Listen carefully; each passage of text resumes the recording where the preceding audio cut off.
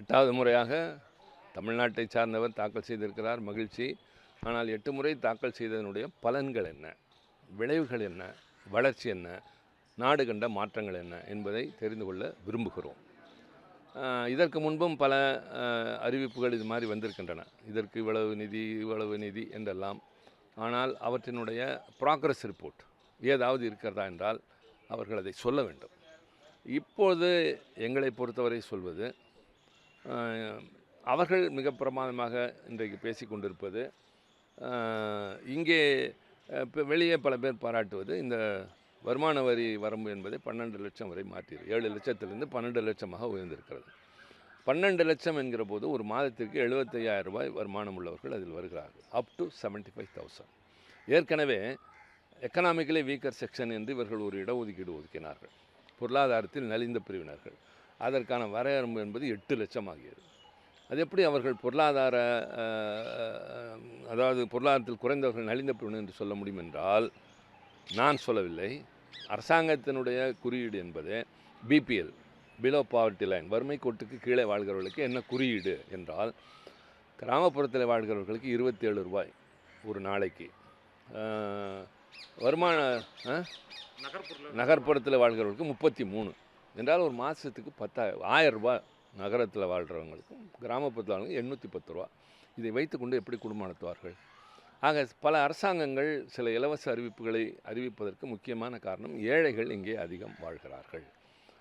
இப்படி பேசுகிற பாரதிய ஜனதா கட்சியே டெல்லி தேர்தலில் என்னெல்லாம் அறிவிப்பு வந்திருக்கிறது என்பது எல்லோருக்குமே தெரிந்த ஒன்று. ஆக இவர்களுக்கு என்ன நலத்திட்டம்? இந்த கிராமப்புற வேலைவாய்ப்பு திட்டம், மகாத்மா காந்தி அதை நாட்களை உயர்த்துங்கள், சம்பளத்தை உயர்த்துங்கள் என்கிறார்கள் என்றால், இதை எதிர்பார்க்கிற மக்கள் எத்தனை கோடி பேர் இந்த நாட்டில் இருக்கிறார்கள்? ஒட்டுமொத்தமாக 140 கோடி மக்களில் 7.5 லட்சம் பேர், 7.5 கோடி பேர் வரி செலுத்துகிறவர்கள். அதில் 2.5 கோடி பேர் வருமான வரி செலுத்துகிறவர்கள்.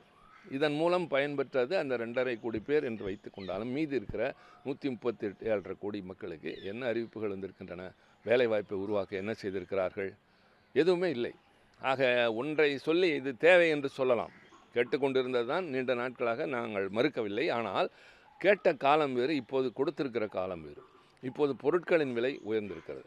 பொருட்களை வாங்க முடியாமல் தவித்த மக்களுக்கு கையிலே பொருள் வந்து சேர்ந்திருக்கிறது. அதற்கு பேர் தான் பணவீக்கம் என்று சொல்வார்கள், இன்ஃப்ளேஷன். பொருட்கள் விலை அதிகமாக இருக்கும், கையிலே பணத்தட்டுப்பாடு இருக்கும். பணம் அதிகமாக இருந்து வாங்குகிற நிலைக்கு வந்து அதுவும் உயர்ந்தால் அதுக்கு பேர் தான் இன்ஃப்ளேஷன் என்பது. இப்போது இந்த மிச்சப்பட்ட பணத்தை வைத்து அவர்கள் வாங்க முடியாமல் இருந்தவர்களை வாங்கலாமே தவிர சேமிக்க முடியாது. பணவீக்கத்தை கட்டுப்படுத்துவதற்கு என்ன நடவடிக்கை எடுக்கணும் அப்படின்றது எதுவும் பட்ஜெட்டில் தெரிவிக்கல. எதுவுமே கிடையாது. இப்போ வந்து இந்த இந்த சாதாரணமான மக்கள் நிறைவடைவதைப் போல ஒரு தோற்றம் வரும், அவ்வளோதான். சேவிங்ஸ் என்பது ஒரு குடும்பத்தில் எவ்வளோ பேர் சேவிங்ஸ் பண்ணுறாங்கன்னு கொஞ்சம் பாருங்கள், கணக்கெடுத்து பாருங்கள். நடுத்தர வர்க்கத்தில் கீழே இருக்கவங்கள பற்றி கணக்கே கிடையாது, அவங்களாம் சேவிங்ஸே கிடையாது. நடுத்தர வர்க்கத்தில் எவ்வளோ பேர் சேவிங்ஸ் பண்ணுறாங்கன்னு பாருங்கள். வர்ற வருமானத்தில் வாழ்க்கை நடத்துறதுக்கே சரியாக போயிடும். நான் திருப்பி சொல்கிறேன், 1% மக்கள் இந்த நாட்டில் 50 விழுக்காடு வளத்தை அனுபவிச்சிட்ருக்காங்க. 3 விழுக்காடு சொத்தை தான் 50 விழுக்காடு மக்கள் அனுபவிச்சுக்கணும். இந்த டிஸ்ப்ரப்போர்ஷனேட் ஈக்விட்டபிள் வெல்த் டிஸ்ட்ரிபியூஷன் கிடையாதுங்க. எல்லாத்துக்கும் மேலே வேலைவாய்ப்பை உருவாக்கணும். வேலைவாய்ப்பை உருவாக்காமல் எதுவுமே பண்ண முடியாது. அதுக்கு என்ன அறிவிப்பு இருக்குது? ஆனால் பிரதமராக இருந்தாலும் சரி, நிதியமைச்சர் நிர்மலா சீதாராமனாக இருந்தாலும் சரி, கீழ்த்தட்டு மக்களிலிருந்து அனைத்து தரப்பு மக்களரையும் மேம்படுத்துவதற்கான ஒரு பட்ஜெட்டாக இது இருக்கிறது அப்படின்னு சொல்லி மார்த்தட்டிக்கிறாங்களா? அவங்க அப்படி தாங்க பேசுவாங்க. அவங்க செஞ்சதை அவங்க ஒன்றும் இல்லைன்னா கூட பாருங்கள் இப்போ இருக்குன்னு படம் காட்டுறோமா சொல்லலாம்.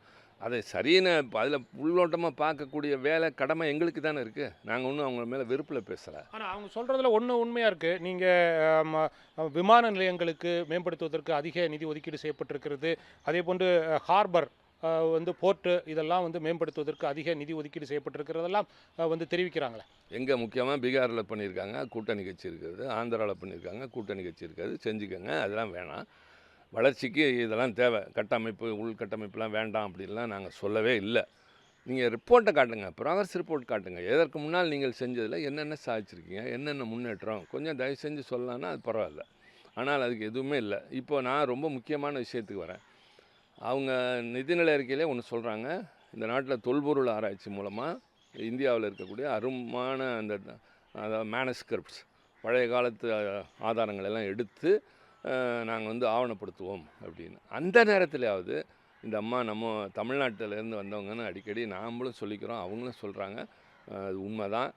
அவர்கள் ஒரு வார்த்தையாவது அண்மையிலே கண்டுபிடிக்கப்பட்டு அமெரிக்காவில் இருக்கிற ஆராய்ச்சியாளரால் ஏற்றுக்கொள்ளப்பட்ட இரும்பை முதலாக தமிழன் பயன்படுத்தினான் 5370 ஆண்டு காலத்திற்கு முன்னால் என்ற அறிவிப்பை முதலமைச்சர் வெளியிட்டு அது பெருமையாக நாங்கள் விழாலாம் கொண்டாடி எல்லாருக்கும் சொன்னோம். அந்த பெருமை வந்து முதலமைச்சருக்கு எங்களுக்குன்றதில் மக்களுக்கு தமிழர்களுடைய வரலாற்று தொன்மைக்கு அதை பற்றி ஒரு வார்த்தை கூட அந்த கட்டத்தில் கூட சொல்லலை. ஏன் வந்து தமிழ்நாடுன்ற ஒரு பெயரை உச்சரிக்கிறதுக்கோ அல்லது அதை இப்போ பட்ஜெட்டில் தெரிவிக்கிறதுக்கோ மத்திய அரசு தயங்குகிறது? நிதியமைச்சர் நிர்மலா சீதாராமன் தமிழ்நாட்டைச் சேர்ந்தவர். ஏன் அந்த அளவுக்கு அதிகாரம் கூட பட்ஜெட்டில் வந்து தமிழ்நாடு பற்றிய ஒரு பேர் வரணும் அப்படின்னு அவர் நினைக்க மாட்டாரா? அவருக்கு அதிகாரம் இல்லையா? உங்களுக்கு தெரிந்த பதில் தான், இருந்தாலும் என் மூலமாக தெரிந்து கொள்ள விரும்புகிறீர்கள். எதிர்க்கட்சிகள் ஆளுகிற மாநிலத்தை இப்படித்தான் வஞ்சிப்போம், அவர்கள் என்னதான் முன்னேற்றம் கண்டாலும் நாங்கள் முடிந்தவரை அவர்களை நசுக்க பார்ப்போம் என்கிறார்கள். ஆனால் தமிழ்நாடு அதெல்லாம் மீறி தான் வருகிறது. தனிநபர் வருமானத்தில் இந்தியா வந்து தமிழ்நாடு இந்தியா என்பது 1,69,000. தமிழ்நாடு 3,08,000 3.8 லட்சம் 3.08 லேக் நம்முடைய தனிநபர் வருமானம். உற்பத்தித்துறை, சேவைத்துறை, அக்ரிகல்ச்சர் இதிலெல்லாம் நம்ம வந்து பிரமாதமாக செயல்பட்டுக்கிட்டு இருக்கோம். அதனால் நாம் இதெல்லாம் தாண்டி தான் வந்துக்கிட்டு இருக்கோம்.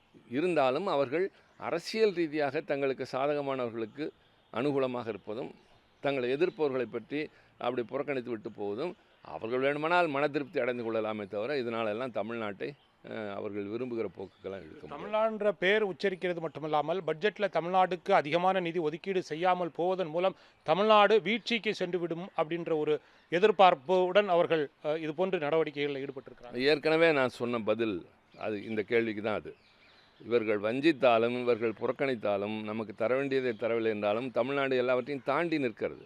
இன்றைக்கு ஆளுகின்ற திராவிட மாடல் அரசு, தமிழக முதலமைச்சர் தளபதி மு.க.ஸ்டாலின் அவருடைய திறமையான அணுகுமுறையால் நம்முடைய பொருளாதாரம் நிமிர்ந்து நிற்கிறது.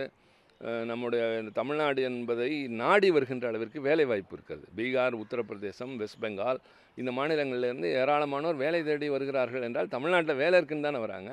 இவங்க ஊக்கப்படுத்துகிற மாநிலங்களில் இல்லை என்பதால் தானே.